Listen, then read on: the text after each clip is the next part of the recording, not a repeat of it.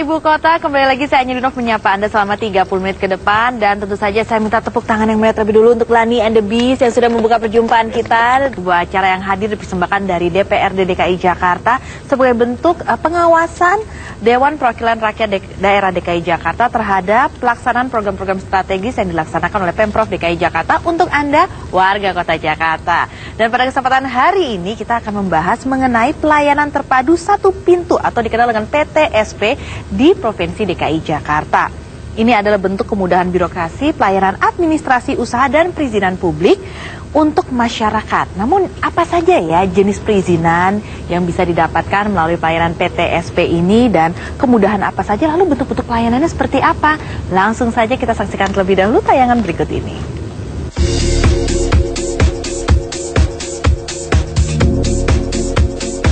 Perizinan merupakan satu permasalahan penting yang berdampak pada peningkatan iklim usaha dan mendorong investasi swasta baik domestik maupun asing. Percepatan birokrasi perizinan pun ditujukan menciptakan lapangan kerja dan meningkatkan pendapatan daerah. Menyadari betapa pentingnya mempermudah birokrasi perizinan, Pemprov DKI Jakarta belum lama ini meluncurkan sistem percepatan proses perizinan bernama Pelayanan Terpadu Satu Pintu atau PTSP. Salah satu jenis perizinan yang akan dipermudah prosesnya adalah perizinan penanaman modal di Jakarta. Sistem penyederhanaan izin penanaman modal di Jakarta adalah dibagi menjadi 3 paket, yaitu proses perizinan selama 10 hari, 25 hari, dan 32 hari. Melalui pelayanan terpadu satu pintu ini, investor akan dipermudah saat mengurus izin usaha. PTSP juga mengintegrasikan titik penerimaan permohonan 19 perizinan dan perizinan pada satu tempat. Dengan demikian, selain dapat memperoleh informasi mengenai prosedur, dapat menghemat waktu dan biaya dari para investor. Bentuk operasional PTSP ini sebagai tindak lanjut Undang-Undang Penanaman Modal Nomor 25 Tahun 2007 dan kebijakan Provinsi DKI Jakarta yang terdapat pada Perda Nomor 1 Tahun 2008. Sistem pelayanan terpadu satu pintu yang digunakan pun telah berbasis teknologi informasi. Sebelumnya, melakukan proses perizinan usaha adalah sebuah proses yang sangat berbelit dan panjang. Pelayanan PTSP melingkupi pelayanan izin penanaman modal, izin usaha perubahan, dan izin usaha perluasan.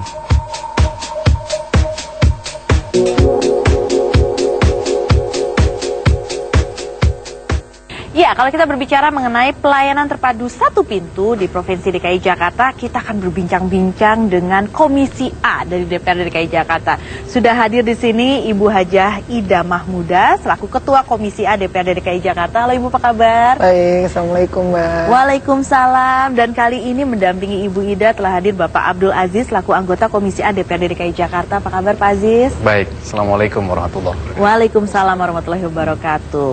Dan dari Biro Organisasi dan Tata Laksana telah hadir di sini Bapak Nur Syamsu Hidayat. Apa kabar Pak Syamsu? Baik, Assalamualaikum warahmatullahi wabarakatuh. Waalaikumsalam, terima kasih sudah hadir bersama dengan kami di sini. Dan selaku pengamat kebijakan publik, kami hadirkan Profesor Dr. Azhar Kasidis dari Universitas Indonesia. Apa kabar Prof? Baik, Assalamualaikum warahmatullahi wabarakatuh. Waalaikumsalam. Kayak ini ya pemilihan ajang nona semuanya. Baik. Nah, kalau kita berbicara mengenai pelayanan terpadu satu pintu di Provinsi DKI Jakarta, saya akan bertanya mengenai latar belakang yang terlebih dahulu nih Bu Ida. Ada apa yang mengakibatkan, ini akibat yang sangat positif sebenarnya, tapi akibatnya kok ada PTSP di Indonesia? Iya, memang ini sebenarnya sangat ditunggu-tunggu oleh masyarakat, bukan hanya warga Jakarta saja barangkali ya, se-Indonesia, bahwa harapannya ada pelayanan satu pintu. Agar mereka tidak sibuk mesti kemana dan seperti apa. Ini merupakan peraturan pemerintah yang memang menjadi, kemarin turun dulu pergubnya, yang akhirnya bisa berjalan di DKI ini mulai 2011. Nah, memang ini hal yang sekali lagi hal yang sangat ditunggu oleh masyarakat, agar masyarakat itu tidak perlu pergi ke beberapa titik kantor dinas terkait. Jadi dengan adanya pelayanan satu pintu, mereka cukup ke wali kota, di kantornya itu ada pelayanan satu pintu, bisa mengurus ke beberapa urusannya yang memang diselesaikan di situ. Tapi yang menarik adalah saya sempat mendengar, mohon diluruskan apabila salah, di DKI Jakarta juga sudah memiliki pelayanan yang disebut sistem pelayanan satu atap. Nah, ini mungkin bisa dijelaskan oleh Pak Aziz, mekanisme perubahan sistem pelayanan satu atap menjadi satu pintu itu bagaimana caranya? Ya, prinsipnya kalau satu atap itu seseorang untuk mengurus urusan tertentu berada di dalam gedung yang sama, tapi beda-beda lantai. Beda-beda lantai, beda juga pintunya, gitu. Jadi kalau satu pintu itu langkah yang lebih maju. Jadi dia cukup masuk satu kali pintu, serahkan dokumen, selesai keluar. Kalau begitu menarik apa saja nih? Saya langsung ke Pak Samsu. Pelayanan apa saja yang diberikan melalui pelayanan terpadu satu pintu ini? Layanan terpadu satu pintu di DKI Jakarta yang sekarang sedang berjalan baru mencakup 18 layanan. 18 layanan, antara lain misalnya IMB, izin bangunan, lalu SIUP, TDP, kemudian tanda daftar perusahaan, kemudian ada beberapa non perizinan, misalnya seseorang mau nikah maka mencari akte kelahiran, akte menikah, akte kematian. Harus ke catatan sipil ya, lagi cukup. Dilayani di PTSP wilayah kota masing-masing. Oke. Dengan demikian maka tujuannya ada dua. Tujuan pertama, peningkatan layanan kepada publik, kualitasnya meningkat karena satu pintu tadi, satu tempat, one roof. Kemudian yang kedua, meningkatkan perluasan akses pelayanan kepada masyarakat tentang pelayanan publik sendiri. Itu tujuannya yang kita lakukan. Nah, saya langsung ingin bertanya kepada Prof nih, kalau kita berbicara mengenai pelayanan yang sudah diberikan dari PTSP sendiri, 18 bentuk pelayanan, sudah cukup atau belum? Bagaimanapun juga saya apresiasi ada upaya untuk memperbaiki.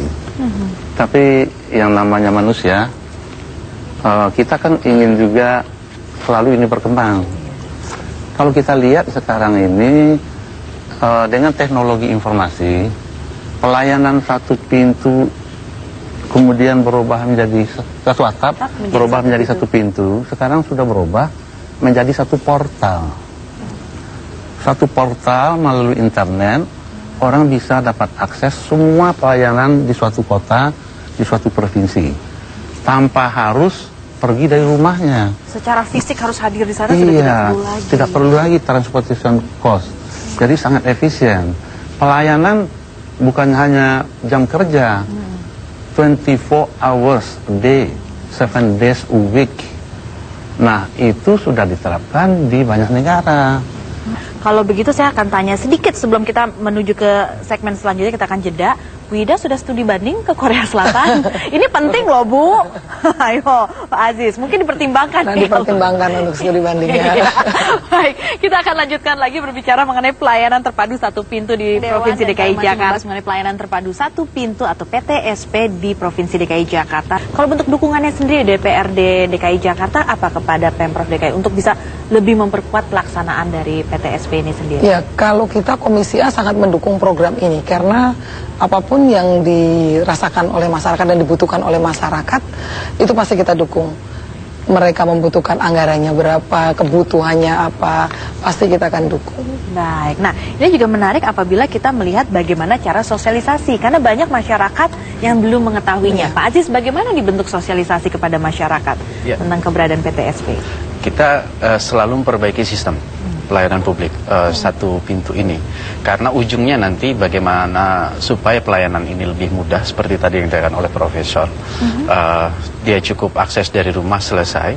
Maka sebelum tahapan itu kita sebenarnya akan mengatur terlebih dahulu agar ada sebuah peraturan yang mengharuskan setiap unit-unit kerja itu bersatu untuk pelayanan publiknya dalam satu badan layanan khusus.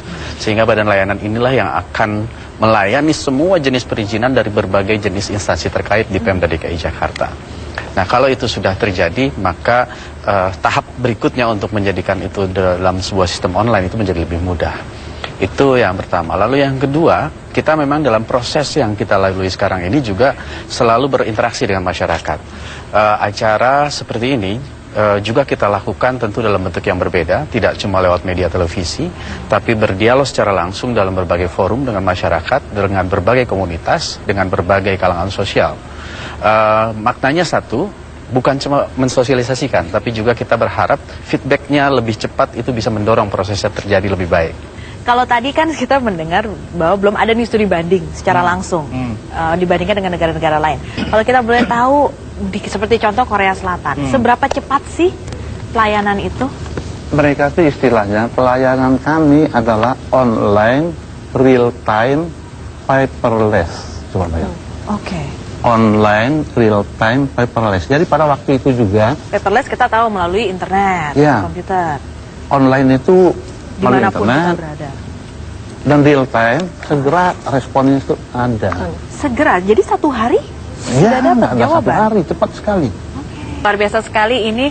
Disinilah kita akan berbagi cerita, karena dalam Bincang Dewan kita akan mencari cara-cara yang paling efektif untuk mewujudkan kesejahteraan bagi rakyat Kota Jakarta. Tapi kita akan jeda terlebih dahulu. Segera kita akan kembali kita hadirkan kembali lagi di Bincang Dewan, dan kami masih berbincang-bincang mengenai pelayanan terpadu satu pintu atau PTSP di Provinsi DKI Jakarta. Sangat menarik bahwa sekarang sudah banyak kemajuan yang bisa dirasakan oleh masyarakat Kota Jakarta untuk mendapatkan kemudahan hidup di Kota Jakarta.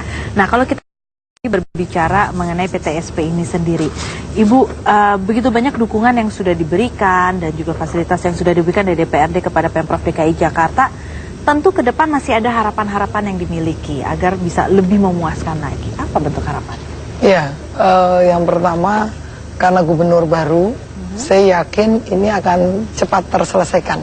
Dengan 64 ini akan sesegera untuk bergabung di dalam pelayanan satu pintu.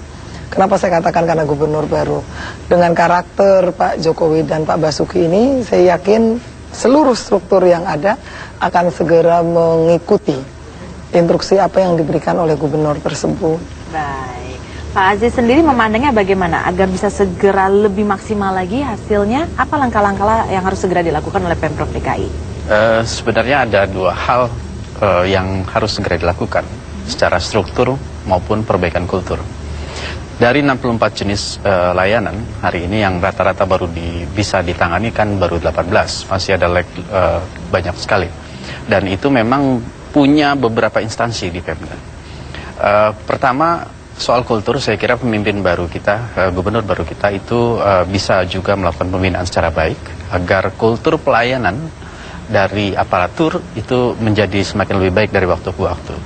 Lalu secara struktur sistem, DPRD sendiri tahun depan itu berencana di Badan Legislasi Daerah akan merevisi Perda tentang struktur organisasi, Perda nomor 10 tahun 2008, itu tentang struktur dan tata kerja organisasi di Pemda.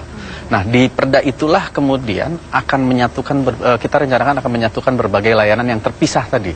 Sehingga model pelayanan satu atap, satu pintu sekarang ini itu bisa lebih maksimal karena dasar hukumnya jelas. Baik, nah mungkin saya juga ingin, ini bagian dari pengenalan terhadap masyarakat juga. Proseduralnya sendiri bagaimana sih nih Pak Samsu untuk bisa mendapatkan pelayanan terpadu satu pintu ini? Kemana sih saya harus pergi? Ah, itu dulu mungkin. Baik, jadi masyarakat akan dilayani melalui PTSP. Kebetulan 5 wilayah kota kantornya berada di lokasi wali kota masing-masing. Yang demikian akses masyarakat ke wali kota dengan satu pintu itu dengan membawa persyaratan yang telah ditentukan, dan persyaratan itu sekarang nggak ditutupi. Kalau dulu leaflet, bukulet dan macam-macam, sekarang udah pakai running tag. Apa yang dibutuhkan masyarakat akan kelihatan di depan front office, dan petugas front office akan menjelaskan kepada mereka yang belum paham. Dan kemudian terhitung ketika persyaratan itu penuh, lengkap, maka terhitung kalau jatuh temponya 3 hari, 3 hari harus selesai. Terhitung setelah persyaratan lengkap. Tanda tangannya di situ juga. Prof, bagaimana pandangannya? Apakah ini sudah cukup? Lalu apa mungkin masukan untuk mendapat langkah-langkah kemajuan? Saya merasakan kita perlu mengevaluasi sebetulnya. Apa yang upaya baik ini, apakah betul-betul sudah memuaskan masyarakat atau belum? Tanpa evaluasi kita cuma bisa mengira-ngira. Kenapa saya katakan begitu? Karena masalahnya itu sangat kompleks terlihat di sini. Kompleks pada tataran makro, kebijakan publik di Indonesia itu konflik satu sama lain, tidak harmonis. Peraturan perundang-undang juga demikian. Kepala BPN pernah mengatakan untuk pertanahan ada 9 undang-undang yang bentrok satu sama lain, ditambah 285 peraturan perundang-undang lebih rendah yang bentrok. Nah, ini yang menyebabkan standar pelayanan itu tidak jalan. Karena tidak memenuhi salah satu dari ketentuan perundang-undang itu. Itu pada tataran makro, belum lagi tataran institusional. Nah, di antara organisasi di Pemda saja, hubungan antara satu dinas dengan instansi yang lain itu nggak terlalu mudah. Dinas dengan kecamatan begitu juga. Nah, ini masih bermasalah. Prof, terima kasih banyak. Ini menarik sekali, begitu banyak masukan dan juga mungkin tambahan ide-ide untuk lebih menyempurnakan pelayanan yang sudah ada ini, yaitu PTSP, pelayanan terpadu satu pintu. Sangat menarik, yang pasti ini menjadikan satu hal yang sangat baik, merupakan bagi kita warga Kota Jakarta untuk bisa mendapatkan pelayanan terpadu satu pintu. Jadi kita tidak perlu lagi sulit menemukan atau berpindah-pindah tempat untuk mendapatkan pelayanan yang dibutuhkan oleh kita masyarakat Kota Jakarta untuk lebih menghidupkan roda ekonomi di Kota Jakarta. Saya hanya Dino undur diri, terima kasih untuk atensi Anda, sampai jumpa. Tatap paras wajahku di cermin.